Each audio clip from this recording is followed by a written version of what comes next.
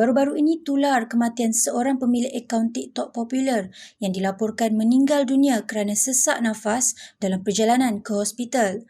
Laporan awal mendakwa mangsa tidak boleh mengawal diri setelah menerima komen kebencian bertubi-tubi di akaunnya. Sumber kini mendapatkan pandangan daripada pakar psikologi Dr. Noh Amit mengenai situasi buli cyber ini. Dalam mengatasi perkara ini, masyarakat ataupun pengguna cyber seharusnya lebih matang dan juga yang paling penting, tidak bersifat menilai terhadap sesuatu konten yang dibuat naik.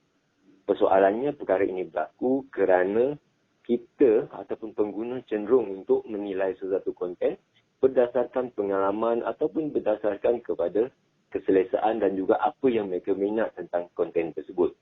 So, apabila mereka tak minat tu, ada kecenderungan untuk memberi komen yang tidak sihat. Bahkan mungkin mewujudkan satu kutukan. So, persoalannya kutukan ni adil tak untuk kita mengutuk seseorang yang mungkin kita tidak kenal? So, ini adalah perkara utama. Masih wujud ketidakmatangan dalam kita menilai kandungan-kandungan ataupun bagaimana kita respon kepada kandungan-kandungan dalam talian. Okey, wujudnya rasa kurang matang dan kecenderungan untuk menilai secara negatif apabila sesuatu itu tidak selari dengan apa yang kita rasakan. Dan apabila merujuk kepada mangsa, mengapa perkara ini memberi tekanan? Kerana kalau kita tengok dalam kehidupan kita, kita ada physical space.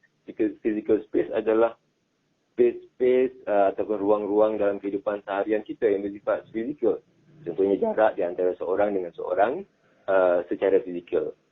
Dan perkara ini, dalam kehidupan individu, mungkin perkara ini dah terancam. Dan ia akan lebih memberi tekanan apabila dia punya cyber space ataupun ruang-ruang cyber mereka turut memberi ancaman kepada mereka.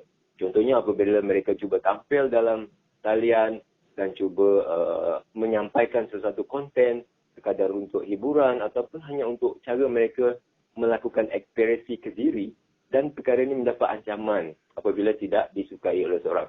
So, individu ini mungkin telah mengalami dua bentuk ancaman ruang mereka, iaitu physical space dan juga cyber space. So, perkara ini akan memberi tekanan. Dan apabila merujuk kepada cyber space itu, terdapat kepelbagaian uncertainty, ketidakpastian. Okay? Sebab individu yang memuat naik konten itu mungkin tak pasti siapakah audien mereka. So, dan apabila menerima respon-respon yang negatif ini, ia akan menjadikan mereka lebih tertekan. Merujuk apa yang pernah saya nyatakan di awal tadi, so tindakan buli cyber ini akan mengganggu emosi mereka, pemikiran mereka dan juga tingkah laku mereka. Dan apabila merujuk kepada mangsa-mangsa buli cyber ni, adalah penting untuk mereka menjadi individu yang masih bersifat rasional. Apabila masih bersifat rasional, so mereka perlu mendapatkan bentuk-bentuk bantuan yang bersesuaian. Contohnya apa yang dialami oleh individu tersebut mungkin sesuatu yang baik. Dia cuba untuk mendapatkan rawatan-rawatan yang berkaitan ataupun pertolongan-pertolongan yang berkaitan. Dan yang paling penting, masyarakat cyber kita perlu bersifat menyokong kepada mangsa-mangsa buli. Dan seharusnya agenda untuk menurunkan kadar cyberbully terutama dalam konteks Malaysia perlulah menjadi keutamaan dalam pengguna alam maya. So, perkara ini seharusnya dijadikan perkara utama.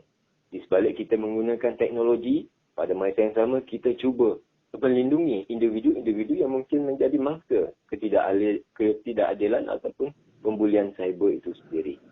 So, selain itu perlu juga ada kesedaran ibu bapa dan juga keluarga untuk mendidik, terutama golongan remaja, golongan awal belia yang cenderung terlalu banyak menggunakan ruang cyber, terutama apabila mereka perlu berkongsi something dalam dunia cyber.